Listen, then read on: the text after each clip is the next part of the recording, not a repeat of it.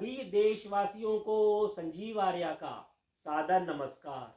सभी देशवासियों को मोनिका आर्य का भी सादर नमस्कार। जी, आज दिनांक 25 अप्रैल 2021 के दिन YouTube पर अपने साप्ताहिक कार्यक्रम साप्ताहिक राशिफल के अंतर्गत 25 अप्रैल से लेकर 1 मई के बीच जातकों से संबंधित राशिफल के बारे में जानकारी देंगे श्री माननीय संजीव आर्य जी। धन्यवाद मोनिका जी। जी, जैसा कि आप जानते हैं, इस समय हमारे देश में, विशेषकर हमारे देश की राजधानी दिल्ली में कोविड-19 बीमारी और उससे संबंधित बीमारियों की हाहाकार मची हुई है। ऐसा इसलिए हो रहा है ज्योतिषी दृष्टि से, क्योंकि इस समय मेष राशि में सूर्य ग्रह चल रहे हैं, वृषभ राशि में राहु ग्रह विद्यमान है और मिथुन राशि में मंगल ग्रह चल रहे हैं।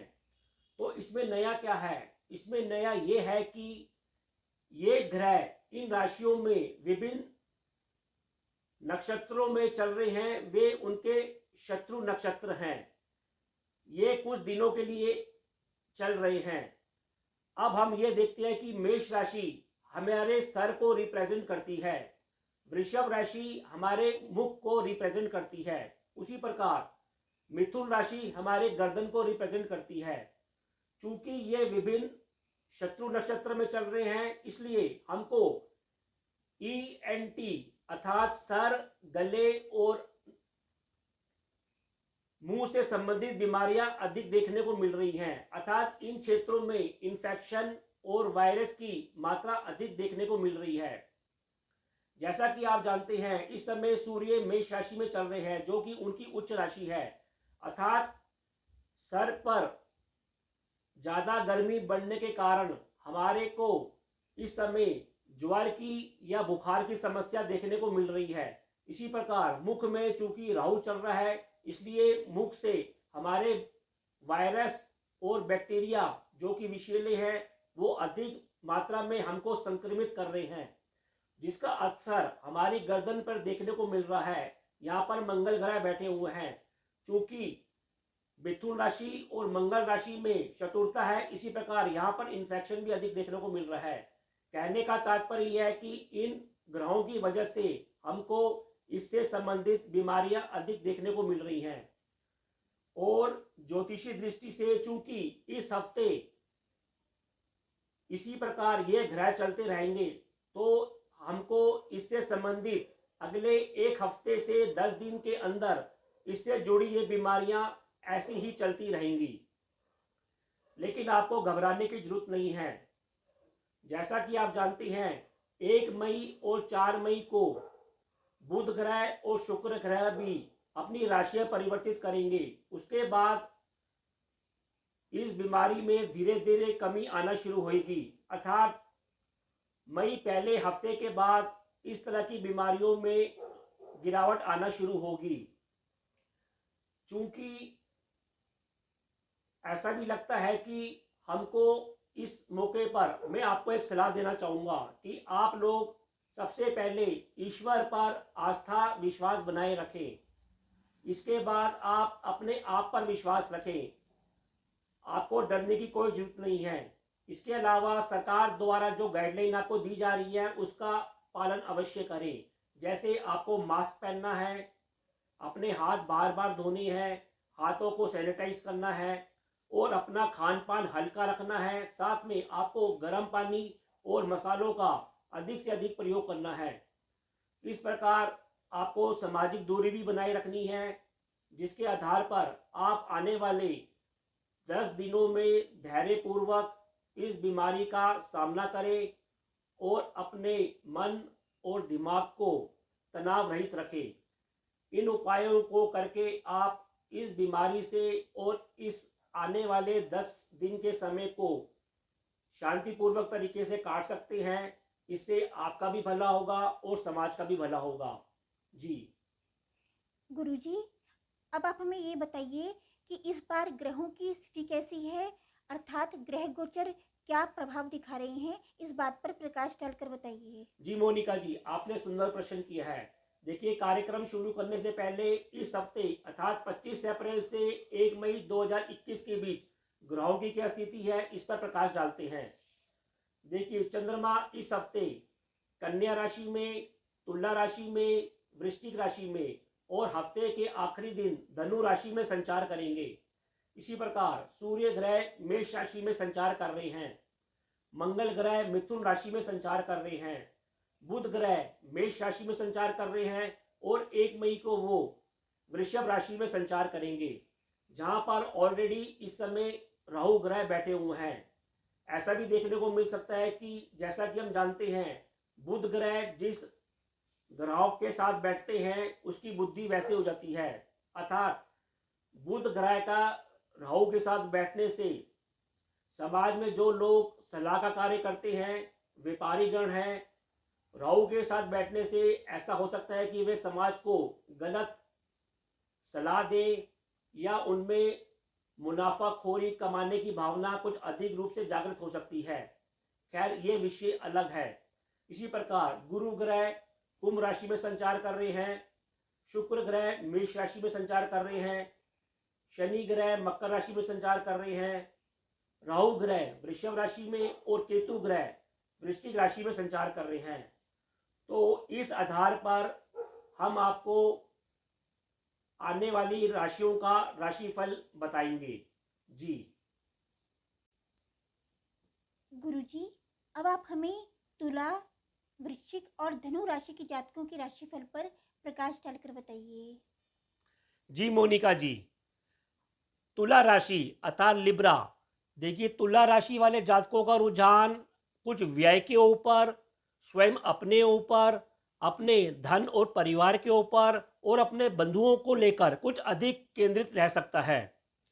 देखिए, सप्ताह के पहले दिन और दूसरे दिन आप यात्रा की अधिकता के बीच दूर स्थानों के संबंधों से दैनिक कार्यों में खूब व्यस्त होते हुए लाभ लेते हुए दिखाई दे रहे हैं। आपको सलाह दी जाती है कि आप गुप्त शत्रुओं से अवश्य सावधानी बनाए रखें। सप्ताह के तीसरे दिन और चौथे दिन आप कुछ चंचल और रोमांटिक मूड में रहेंगे और आपकी छवि कुछ हीरो की तरह चमकती हुई दिखाई देगी। ऐसा लगता है कि जीवन साथी और पार्टनर से भी आपको खूब सम्मान मिलता रहेगा और लाभ मिलता रहेगा। इसी प्रकार सप्ताह के 5वें दिन और 6ठे दिन आप अपने परिवार में तनाव को लेकर कुछ तनाव ले सकते हैं। आप अपने पेट और मुख संबंधी रोगों के प्रति भी सावधानी बनाए रखें। आर्थिक विषयों के ऊपर भी मतभेद लेने से बचें और धैर्य बनाए रखें। इसी प्रकार सप्ताह के अंतिम दिन आप अपने बंधुओं के साथ यात्रा करते हुए दिखाई दे रहे हैं, मदद लेते हुए दिखाई दे रहे हैं और धन लाभ लेते हुए भी दिखाई दे रहे हैं। फिर भी उपाय के तौर पर आपको इस हफ्ते सतनाजा पक्षियों को डालना चाहिए और मीठे का अधिक से अधिक दान करना चाहिए। वृश्चिक राशि अर्थात स्कॉर्पियो। देखिए, आपका रुझान कुछ लाभ को लेकर सामाजिक संबंधों के ऊपर, व्यय के ऊपर, स्वयं अपने ऊपर और अपने परिवार के ऊपर कुछ अधिक केंद्रित रह सकता है। वैसे सप्ताह के पहले दिन और दूसरे दिन आपको सामाजिक संबंधों से, विशेषकर स्त्री वर्ग से लाभ मिलता हुआ दिखाई दे रहा है। ऐसा लगता है कि आप अपने लाभ को संभाल कर रखें, अन्यथा यह लाभ आपके रोगों के ऊपर या गुप्त शत्रुओं के ऊपर व्यय हो जाने या उनसे हानि होने के संकेत बने हुए हैं। इसी प्रकार सप्ताह के तीसरे दिन और चौथे दिन दूर स्थानों के संबंधों से कुछ व्यय करते हुए दिखाई दे रहे हैं। नाना प्रकार के कर्मों के बीच आप व्यस्त रह सकते हैं। इन 2 दिनों में आप अपने ENT रोगों के प्रति भी सावधानी बनाए रखें, क्योंकि इनके ऊपर व्यय होने के चांस बने हुए हैं। इसी प्रकार सप्ताह के 5वें दिन और 6ठे दिन आपको अपने पेट संबंधी और मुख संबंधी रोगों के प्रति भी सावधान रहना चाहिए और तनाव लेने से बचना चाहिए। आपको अपने जीवन साथी के स्वास्थ्य का भी इन 2 दिनों में विशेष तौर पर ध्यान रखना चाहिए। इसी प्रकार सप्ताह के अंतिम दिन आप अपने परिवार में शांति बनाए रखें और खाने पीने की चीज़ों पर अवश्य ध्यान दें। धन जैसे विषयों के ऊपर भी मतभेद लेने से बचें। कहने का तात्पर्य यह है कि वृश्चिक राशि वालों को यह हफ्ता खूब सावधानी से, शांतिपूर्ण तरीके से बिताना चाहिए और संबंधित उपायों को अवश्य करना चाहिए। फिर भी उपाय के तौर पर वृश्चिक राशि वालों को इस हफ्ते सतनाजा पक्षियों को डालना चाहिए और हनुमान चालीसा का नित्य पाठ करना चाहिए। धनु राशि अर्थात सैजिटेरियस, देखिए धनु राशि वाले जातकों का रुझान अपने कर्म व्यवसाय के ऊपर, आय के ऊपर, व्यय के ऊपर, स्वयं अपने ऊपर कुछ अधिक केंद्रित रह सकता है। वैसे सप्ताह के पहले दिन और दूसरे दिन आप अपने कर्म व्यवसाय क्षेत्र में व्यस्त रहेंगे। आपके नए नए मित्र भी आपसे जुड़ते हुए दिखाई दे रहे हैं। ऐसा भी लगता है कि आप अपने घर पर कोई धर्म कर्म से संबंधित कार्यक्रम करा सकते हैं।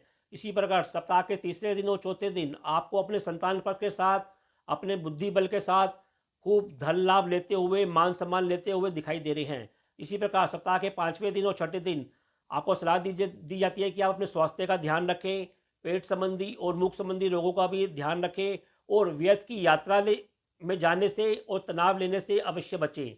इसी प्रकार सप्ताह के अंतिम दिन आप अपने बीपी से जुड़ी बीमारी और अपने स्वभाव के चिड़चिड़ेपन से अवश्य शांत रहें।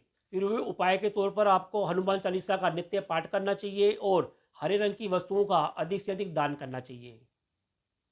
यदि आपने हमारे चैनल MS ज्योतिष सलाह को अभी तक सब्सक्राइब नहीं किया है तो कृपया शीघ्र ही इसे सब्सक्राइब कीजिए, और यदि आपको हमारे वीडियोस पसंद आए हैं तो इन्हें लाइक एंड शेयर कीजिए। धन्यवाद मोनिका जी। दर्शकों, मैं आपसे कहना चाहती हूँ कि कोरोना से घबराएं नहीं, अपने आप को बचा कर रखें और ईश्वर से प्रार्थना करें कि हम मनुष्यों से जो भी गलती हो गई है तो भगवान हमसे नाराज़ ना हो और जल्द से जल्द हम सबको इस बीमारी से मुक्ति दिलाएं।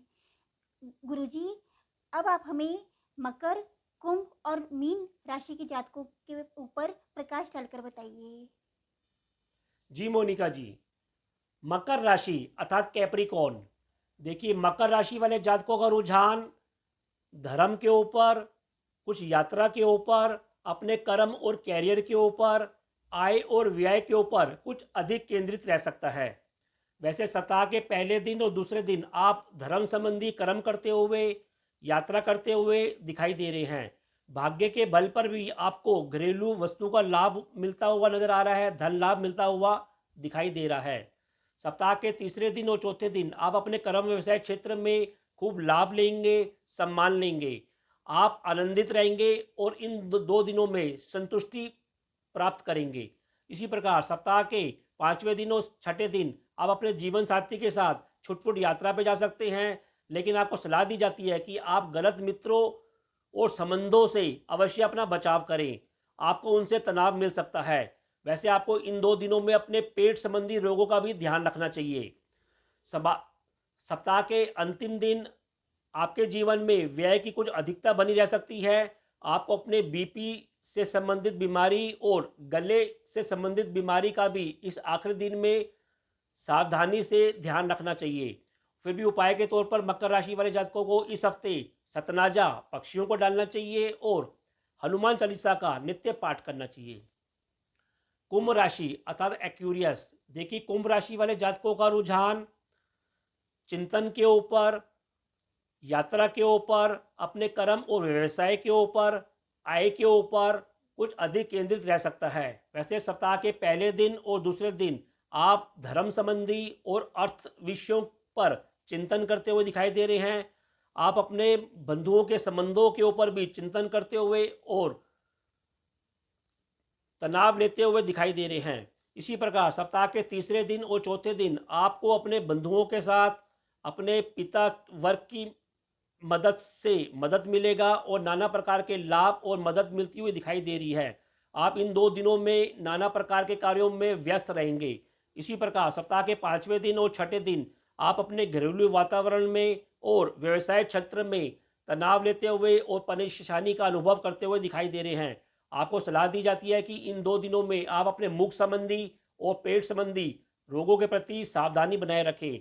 इसी प्रकार सप्ताह के अंतिम दिन आप अपने मित्र वर्ग और संतान पक्ष के साथ संबंधों पर अवश्य ध्यान दें। इन अंतिम दिन में आप चिड़चिड़े स्वभाव के शिकार हो सकते हैं, अतः अपने स्वभाव के ऊपर अंकुश बनाए रखें और शांत रहें।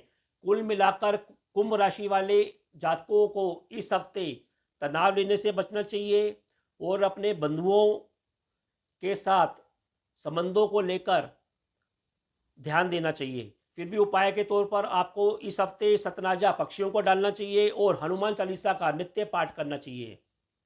और अब राशि चक्र की अंतिम राशि मीन राशि अर्थात पाइसिस। देखिए, मीन राशि वाले जातकों का रुझान अपने जीवन साथी के ऊपर, संसारिक चिंतन के ऊपर, धर्म के ऊपर और अपने कर्म और कैरियर जैसे विषयों के ऊपर कुछ अधिक रमा रहेगा। वैसे सप्ताह के पहले दिन और दूसरे दिन आप अपने जीवन साथी के साथ पारिवारिक और धन संबंधी विषयों के ऊपर व्यस्त हो सकते हैं, सक्रिय हो सकते हैं। धर्म जैसे कार्यों के ऊपर भी आपका व्यय होता हुआ दिखाई दे रहा है।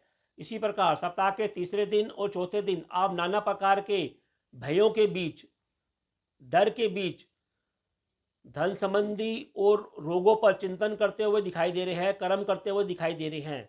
इसी प्रकार सप्ताह के पांचवें दिन और छठे दिन आप आध्यात्मिक विषयों पर के ऊपर कार्य करते हुए दिखाई दे रहे हैं। संतान पक्ष के साथ भी आप यात्रा करते हुए दिखाई दे रहे हैं। इसी प्रकार सप्ताह के अंतिम दिन आप कर्म क्षेत्र में खूब व्यस्त रहेंगे। आपको सलाह दी जाती है कि आप अपने गले से संबंधित रोगों के प्रति भी सावधानी बनाए रखें और घर में, परिवार में शांति बनाए रखें। फिर भी उपाय के तौर पर मीन राशि के जातकों को इस हफ्ते हनुमान चालीसा का नित्य पाठ करना चाहिए और हल्दी और चंदन का टीका अपने माथे लगाना चाहिए। तो ये कार्यक्रम आपको कैसा लगा? आप लोग अधिक से अधिक कमेंट देकर हमको अवश्य अवगत कराएं। अब हम दोनों अपनी वाणी को विराम देना चाहेंगे और आप लोगों से आज्ञा लेना चाहेंगे। जी, ओम।